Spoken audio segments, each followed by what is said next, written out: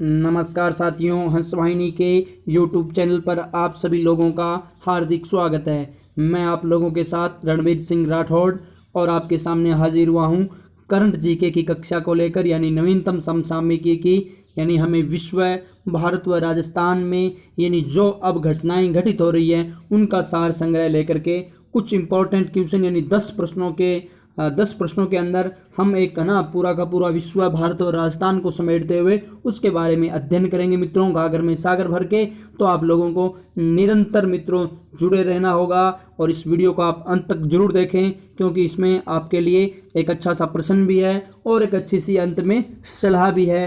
तो आप लोग इस वीडियो का सबसे अच्छा बेहतर फायदा उठाने के लिए अंत तक जरूर देखें, इसे स्किप न करें मित्रों। तो अपन शुरू करते हैं आज का अपना पहला क्वेश्चन कि हाल ही में अंतर्राष्ट्रीय परिवार दिवस कब मनाया गया है। साथियों, ये प्रश्न आ गया तो इसका उत्तर हमें देना है कि हाल ही में अंतर्राष्ट्रीय परिवार दिवस कब मनाया गया है। तो ये 15 मई को मनाया जाता है। किस मई को मनाया जाता है? 15 मई को, यानी अपना अंतर्राष्ट्रीय परिवार दिवस मनाया जाता है। अब साथियों, ये प्रश्न पूछा जाता है कि ये मनाने की घोषणा कब की गई थी? 1993 में की गई थी, यूएनजीए के द्वारा की गई थी। यूएनजीए का मतलब हो गया यूनाइटेड नेशन जनरल असेंबली, यानी संयुक्त राष्ट्र महासभा। ठीक है मित्रों, और ये क्यों मनाया जाता है? यानी कि परिवार प्रणाली का परिवार प्रणाली का महत्व बताने के लिए, इंपॉर्टेंस एंड फैमिली।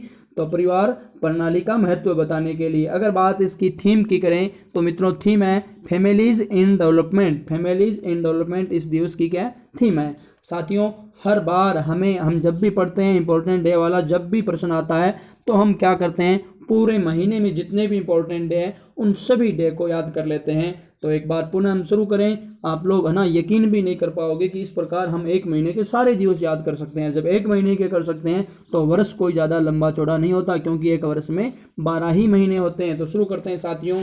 यानी सबसे पहले अपन 1 मई की बात करते हैं तो श्रमिक दिवस, गुजरात दिवस, महाराष्ट्र दिवस। 2 मई की बात करते हैं तो वर्ल्ड ट्यूना डे। अगर 3 मई की बात करते हैं तो वर्ल्ड प्रेस फ्रीडम डे, यानी स्वतंत्रता दिवस, प्रेस स्वतंत्रता दिवस। अगर 4 मई की बात करते हैं तो अग्निशमन दिवस। 5 मई की बात करते हैं तो वर्ल्ड अस्थमा डे। अगर 6 मई की बात करते हैं तो वर्ल्ड एथलेटिक्स डे। अगर 8 मई की बात करेंगे तो world cross day, world red cross day, ध्यान देना, वर्ल्ड रेड क्रॉस डे। और अगर अपन बात करेंगे साथियों 8 मई के एक और की तो थैलेसीमिया डे। 9 मई की बात करेंगे तो विश्व प्रवासी पक्षी दिवस। और 10 की बात करें तो मदर्स डे। 11 का राष्ट्रीय टेक्नोलॉजी एंड प्रौद्योगिकी दिवस। और 12 का अंतर्राष्ट्रीय नर्स दिवस। और जब बात करते हैं अपन 15 की तो अभी बात की है अंतर्राष्ट्रीय परिवार दिवस। ये थे महत्वपूर्ण अपने दिवस मित्रों, इस प्रकार याद हो जाते हैं, पीछे पीछे बोला करो और खुद भी कोशिश किया करो। ठीक है, अब अपन बढ़ते हैं यानी अपने दूसरे प्रश्न पर। दूसरे प्रश्न की बात करेंगे। कहता है दूसरा प्रश्न कि हाल ही में किस राज्य सरकार ने सेंसर आधारित सेवा वितरण निगरानी प्रणाली लागू की है। यानी ऐसी कौन सी राज्य सरकार है जिसने सेंसर आधारित सेवा वितरण निगरानी प्रणाली लागू की है। तो अपने को इस राज्य सरकार का नाम बताना है, किस राज्य की सरकार है। तो साथियों, गुजरात की राज्य सरकार ने ऐसा काम किया है। और ये भी आप लोग याद करें कि ये एक प्रकार की योजना है हर प्रकार से शुद्ध पेयजल लोगों तक पहुंच जाए, क्या पहुंच जाए, शुद्ध पेयजल लोगों तक पहुंचे। और जल का किस प्रकार उसका क्या किया जा रहा है, प्रयोग किया जा रहा है, शुद्ध जल लोगों के पास कितनी मात्रा में पहुंचता है या उसका कितना वेस्टेज होता है, तो उस चीज़ की निगरानी करने के लिए ये जो प्रणाली शुरू की गई है तो ये आप लोग याद करना, ये किसने शुरू की है? गुजरात ने शुरू की है मित्रों। गुजरात की जब बात आती है तो आपके मुख से अकस्मात ही निकल जाता है कि गुजरात की राजधानी गांधीनगर है। गुजरात के सीएम का नाम क्या है? विजय रूपाणी है। और यहाँ मैंने आपको बताया है कि अगर आपसे ये कोई प्रश्न पूछ ले कि यहाँ के गवर्नर कौन है तो आचार्य देवदत्त है। और बात हमने की है, अगर गुजरात की बात आई है तो गिर नेशनल पार्क आप भूल नहीं सकते। सरदार सरोवर डैम तो भी आप लोगों को याद है और ये भी मैंने आपको बताया था, यहाँ की पुलिस को टेजर गन दी गई है। और ये बात भी हमने कर रखी है कि सुजलाम सुफलाम योजना भी यहीं से संबंधित है। और एक बात, सोलर रूफटॉप इंस्टॉल में ही 1 नंबर अपना कौन सा है? गुजरात है। तो ये महत्वपूर्ण जानकारी है एक उम्बारे आंगनवाड़ी केंद्र की भी हमने चर्चा की थी, तो वो भी महत्वपूर्ण है ये पहल भी गुजरात के द्वारा ही की गई है। अब शुरू करते हैं मित्रों अपन किसके बारे में, यानी अगले प्रश्न के बारे में। अगला प्रश्न कौन सा है कि हाल ही में यूरोप में कोरोना वायरस फ्री होने वाला पहला देश कौन बना है। यानी यूरोप के अंदर हुआ है ना, पहला देश बना है कोरोना वायरस फ्री होने वाला पहला देश कौन सा बना है। तो आपको याद रखना है मित्रों, ये जो देश है 2 नंबर विकल्प हमारा पूरी तरह से सही है, स्लोवेनिया। कौन सा देश है? स्लोवेनिया। स्लोवेनिया की जब बात की जाएगी मित्रों तो इसकी जो राजधानी है वो जुबरजान है। राजधानी कौन सी है? जुबरजान। और अगर बात की यहाँ के है ना मुद्रा की, करेंसी की, तो यूरो है। और पीएम की बात करें तो वो है जेने एजेंस यहाँ के क्या है? पीएम हैं। तो ये कोरोना मुक्त हो गया है। अब अगर अपन बात करें किसकी, यानी अपने एक और महत्वपूर्ण प्रश्न की, प्रश्न नंबर 4 कि हाल ही में किसने देखो ध्यान देना, हाल ही में किसने COBS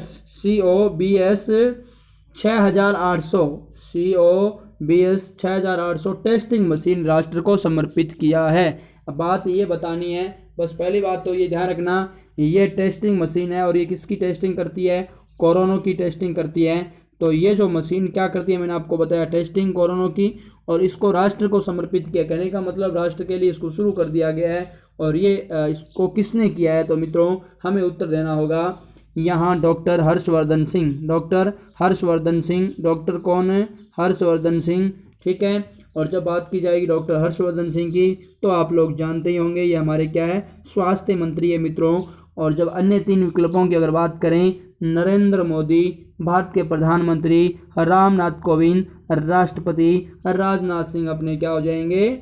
रक्षा मंत्री, ठीक है। तो अब ये महत्वपूर्ण बात हमने यहाँ करनी थी और मैंने आप लोगों को बता दिया है कि ये एक चीज़ और बता देता हूँ, ये जो है ना COBS 6800 है ना, तो इससे क्या है कि एक दिन में, कितने दिन में? एक दिन में इससे 1200 सैंपलों की क्या की जा सकती है? टेस्टिंग की जा सकती है। तो कहीं ना कहीं ये बहुत अच्छी फायदेमंद चीज़ है। हमारे स्वास्थ्य मंत्री ने ये राष्ट्र को क्या किया? समर्पित किया है। अब अपन अपने नेक्स्ट क्वेश्चन की ओर है ना चलते हैं। नेक्स्ट क्वेश्चन नंबर 5 कि किस राज्य सरकार ने मैत्री समृष्टि योजना की क्या की है? शुरुआत की है। तो मित्रों इस प्रकार की जो योजना है मैत्री समृष्टि, ये शुरुआत की है अपने एक महत्वपूर्ण राज्य ने। उस राज्य का नाम है साथियों पश्चिम बंगाल, वेस्ट बंगाल। भारत भ्रमण की कक्षाएं शायद आप लोग देखते होंगे, तो उसमें हम कल इसके बारे में चर्चा की थी। हमने पश्चिम बंगाल का भ्रमण कल किया था। तो मित्रों ये पश्चिम बंगाल ने ये मैत्री समृष्टि योजना की शुरुआत की है। अब बात आई ये मैत्री समृष्टि योजना है वो है क्या? आखिर ये योजना है क्या? तो साथियों ये योजना है बंजर भूमि में है ना मछली पालन व बागवानी करना। कोविड-19 के वजह से बहुत सारे लोगों की है ना रोजगार चला गया है, तो सरकारें प्रयास कर रही है कि कुछ रोजगार को डेवलपमेंट किया जाए। तो इसी की है ना इसी पहल के अकॉर्डिंग ये है। और है ना लगभग ये 6 जिलों के 50,000 एकड़ बंजर भूमि में इसका प्रयोग किया जाएगा। और इससे जो प्रभावित होंगे, लाभान्वित होने वाले जो लोग होंगे, 2.5 लाख लोग इससे क्या होंगे? लाभान्वित होंगे। अब बात आती है मित्रों, ये बात हमने कर ली इस योजना से संबंधित।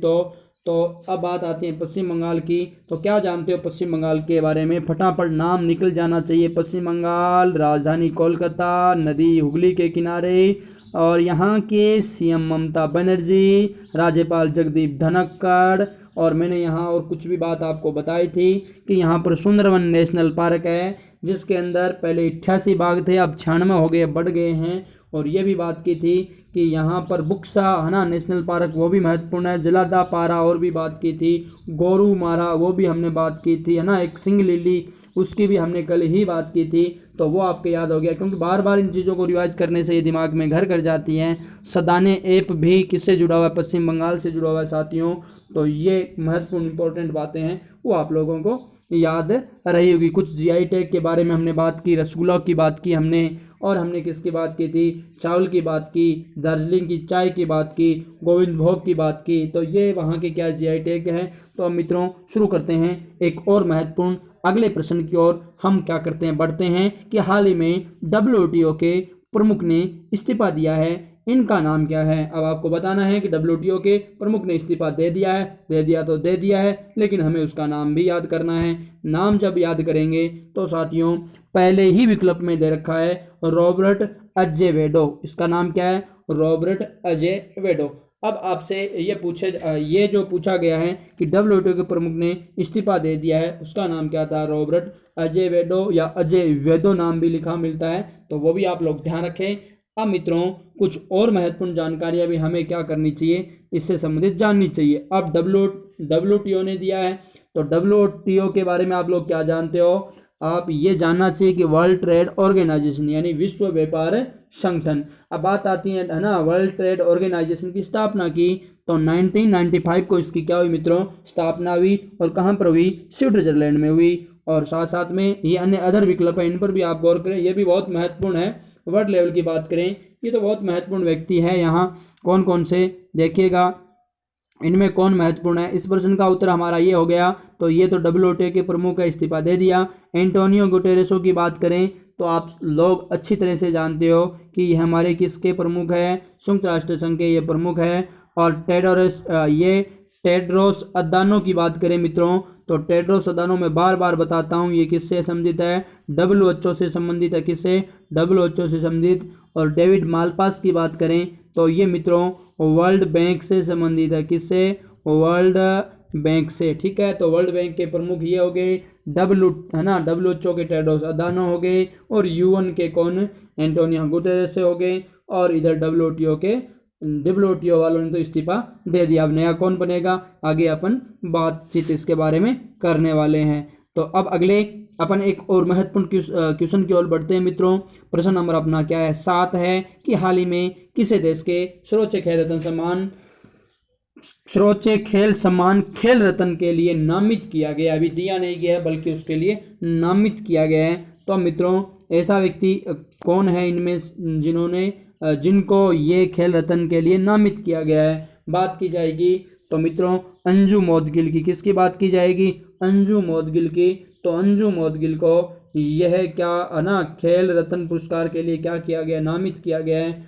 और जब बात की जाएगी ये नामित किया किसने है, तो National Rifle Association of India ने, National Rifle Association of India ने नामित किया है। अब अपन क्या करेंगे? अगले प्रश्न की ओर बढ़ेंगे। अगला प्रश्न अपना कौन सा है कि है ना, एक चीज इसमें आप थोड़ा सा ध्यान दे लेना।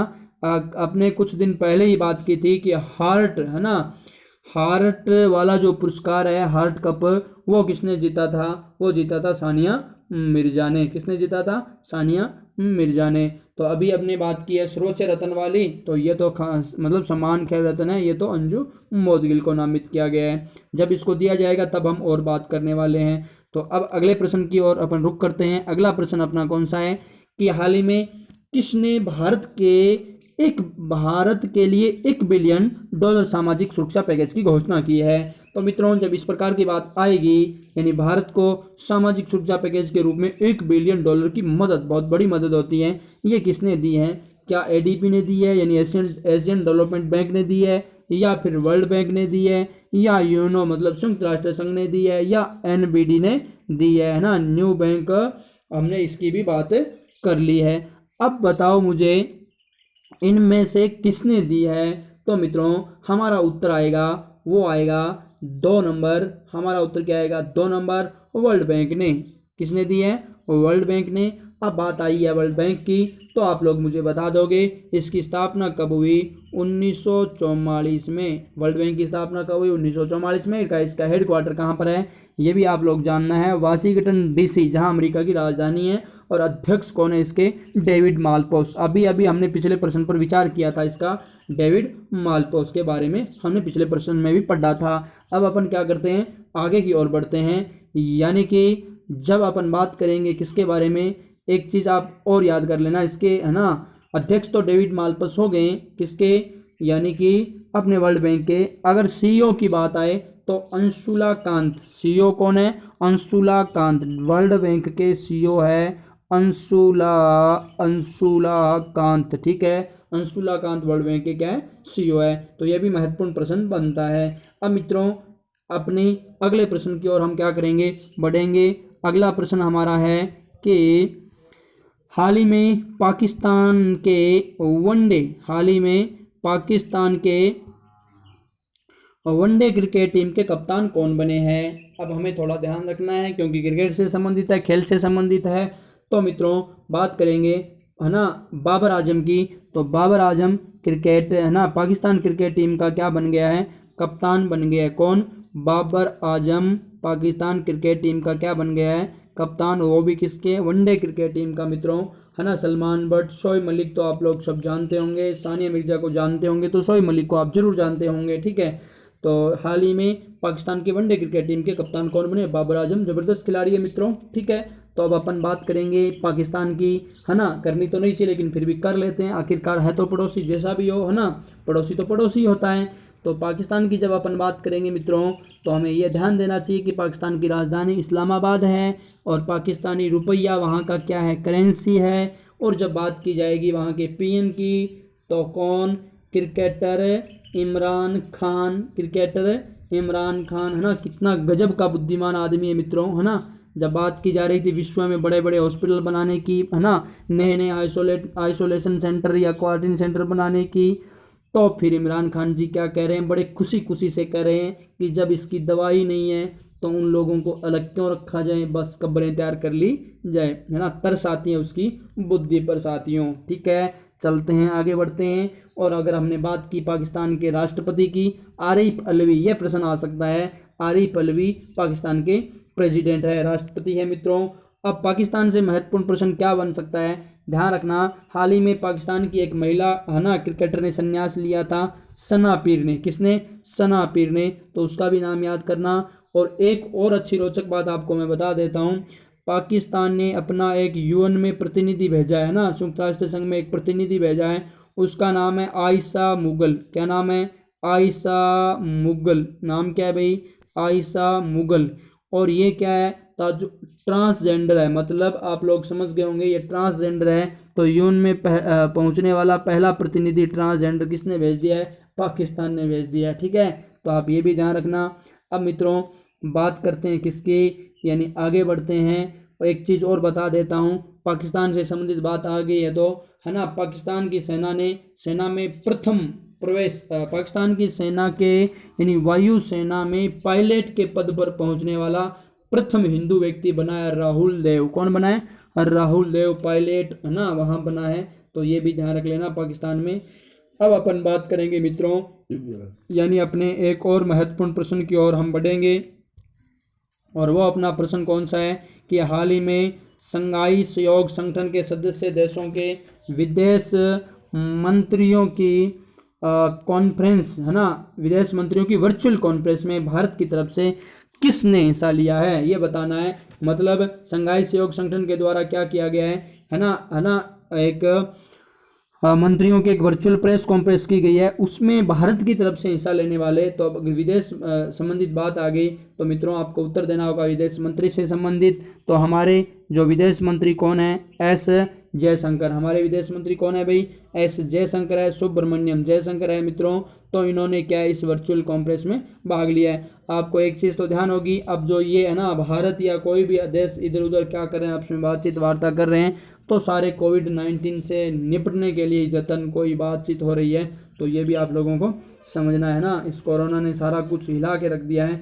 तो मित्रों बात करते हैं एस जयशंकर, सुब्रमण्यम जयशंकर की।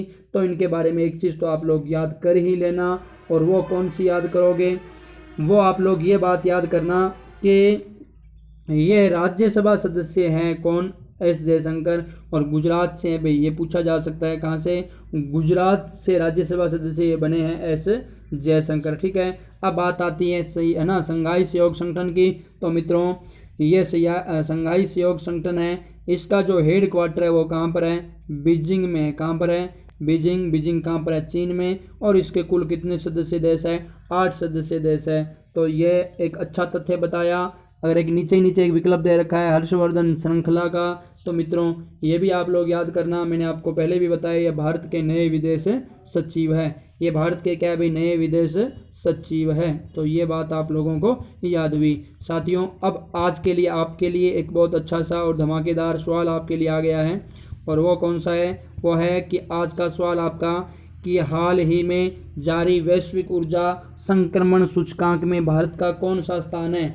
भारत का स्थान बताना है। हमने स्वीडन, स्विट्जरलैंड इस प्रकार के देशों को हमने पढ़ा था प्रथम, द्वितीय और तृतीय के रूप में। तो अब आपको बताना है कि इसमें भारत का कौन सा स्थान है, 72वां या 73वां या 74वां या 75वां। अगर आपको उसके बारे में, इस तथ्य के बारे में और कुछ जानकारी है वो भी लिख देना, आपको जितना समय मिले उसके अकॉर्डिंग, क्योंकि जो चीज़ आप लिख दोगे वो कभी आप भूलोगे नहीं। अब आपके लिए एक ध्यान देने योग्य बात मैंने आपको बड़ी अच्छी सी बताई है मित्रों।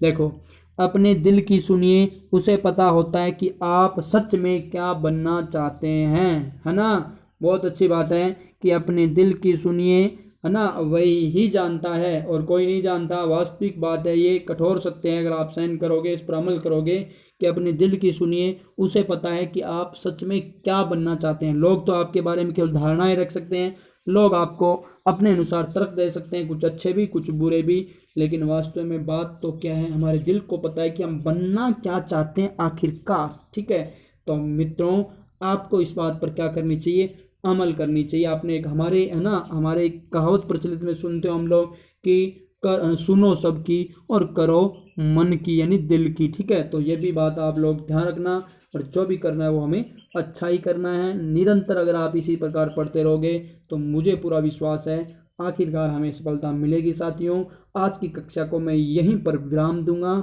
जय हिंद, जय भारत।